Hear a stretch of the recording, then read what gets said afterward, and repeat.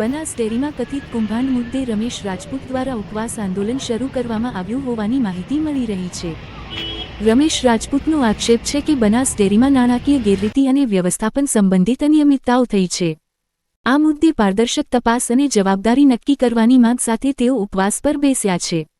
તેમણે જણાવ્યું છે કે કથિત કૌભાંડની સ્વતંત્ર તપાસ થવી જોઈએ, જવાબદાર અધિકારીઓ સામે કાયદેસરની કાર્યવાહી થવી જોઈએ, દૂધ ઉત્પાદકો અને સહકારી સભ્યોના હિતોનું રક્ષણ થવું જોઈએ। તો સાંભળીએ રમેશભાઈ રાજપૂતે શું કહ્યું તેમને સાંભળીએ।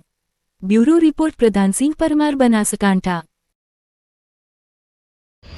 બનાસ ડેરીમાં 2020-21માં ભાવ વધારામાં 121 કરોડનું કૌભાંડ મેં બહાર પાડ્યું છે, જેના પુરાવા રજિસ્ટર ઓફિસમાં પણ આપી ચૂક્યો છું। અને બનાસ ડેરીના વિવિધ મુદ્દાઓને લઈને આજે 23મા દિવસે હું ઉપવાસ ઉપર છું અને જ્યાં સુધી મારા મુદ્દાઓને વાંચા નહીં આપવામાં આવે ત્યાં સુધી જ હું ઉપવાસ કરી જવાનો છું।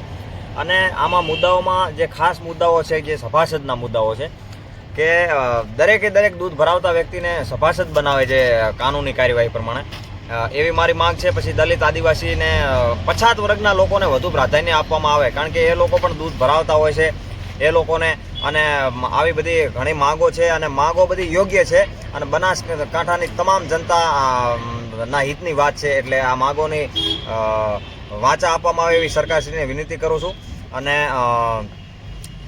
ઘણા આજે 23મો દિવસ થયો, હજી સુધી કોઈ મુલાકાત લેવા પાર્ટીના કે કોઈ માણસો હજી સુધી આવ્યા નથી, તો તંત્રને પણ વિનંતી કરું છું કે જલ્દીમાં જલ્દી આની તપાસ કરે અને આને યોગ્ય વાંચા આપવામાં આવે।